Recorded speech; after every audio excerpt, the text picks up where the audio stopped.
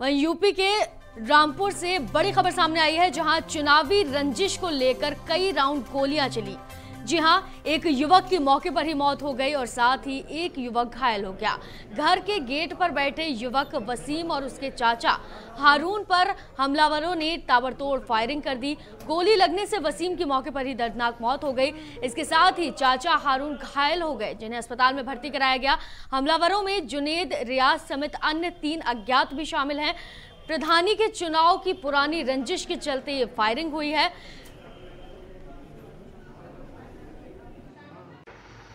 आज जनपद रामपुर के थाना टांडा में ग्राम लालपुर अंतर्गत एक फायरिंग के इंसिडेंट की घटना घटित हुई।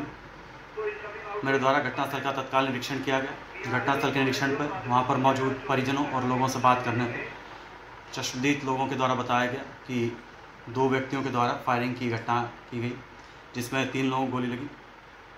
एक मजरूब जिसका नाम हारून ठेकेदार है, जो पूर्व में भी उक्त ग्राम का प्रधान रहा है, उसे गोली लगी, जिसकी स्थिति को देखते हुए उसे हायर सेंटर रेफर कर दिया गया। मुरादाबाद में उसका इलाज चल रहा है। डॉक्टरों के साथ मेरे द्वारा वार्ता कर ली गई है।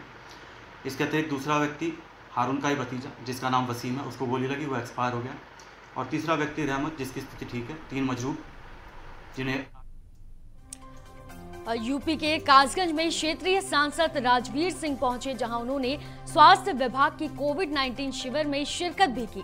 इस दौरान उन्होंने कोविड-19 को लेकर स्कूली बच्चों को वैक्सीन लगवाने के लिए भी प्रेरित किया। इसके साथ ही उन्होंने देश के विभिन्न प्रदेशों में नवरात्र जुलूस के दौरान मारपीट पथराव के मामले में भी विपक्ष की साजिश या षड्यंत्र इसको बताया। वहीं उन्होंने ऐसे षड्यंत्रकारियों पर कठोर से कठोर कार्रवाई करने के लिए भी आवाज उठाई।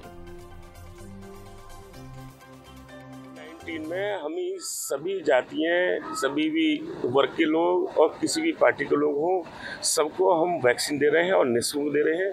अब सबसे नीचे उतर के 14 से 18 साल के बच्चों को वैक्सीन दी जा रही है और आज से पहला दिन है। देश में हर स्कूल में आज 14 से 18 साल के बच्चों को वैक्सीन लगाई जाएगी। सांसद जी, जो नवरात्र के अवसर पर देश के कई प्रदेशों में पथराव जैसी घटनाएं हुई हैं, क्या ये साजिश है, षड्यंत्र है, या फिर क्या मांग करते हैं? देखिए, साजिश निश्चित रूप से होगी कि कुछ लोग ऐसे हैं जो राष्ट्रभक्ति के दबाव में और कुछ नेताओं के दबाव में आकर इस देश की शांति व्यवस्था को भंग करना चाहते हैं और ऐसे लोगों के साथ कानूनी कार्रवाई की जाएगी और सख्त कार्रवाई। वहीं बिहार में सुपौल जिले के सदर थाना में 2 अज्ञात बदमाशों ने एक स्वर्ण व्यवसायी को लूट लिया। बताया यह भी जा रहा है कि व्यवसायी से 5 लाख रुपए के जेवरात लूटकर अपराधी फरार हो गए। व्यवसायी ने बताया कि वह दुकान बंद करके देर रात घर लौट रहे थे, तभी 2 बदमाश बाइक पर आए और जेवरात से भरे थैले को लेकर रफू चक्कर हो गए। हालांकि पुलिस इस मामले की जांच में जुटी है और आरोपियों को जल्द ही पकड़ने का पुलिस ने आश्वासन भी दिया है।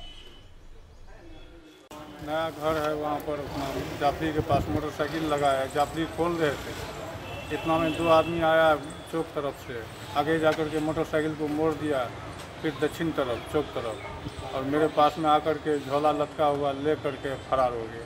कितने की संपत्ति थी झोला में, कहाँ से आ रहे थे? लगभग 5 लाख 5.5 लाख का सामान था। अपना दुकान बंद करके अपने घर गए और घर का दरवाज़ा जो है अपना वो खोल रहे थे।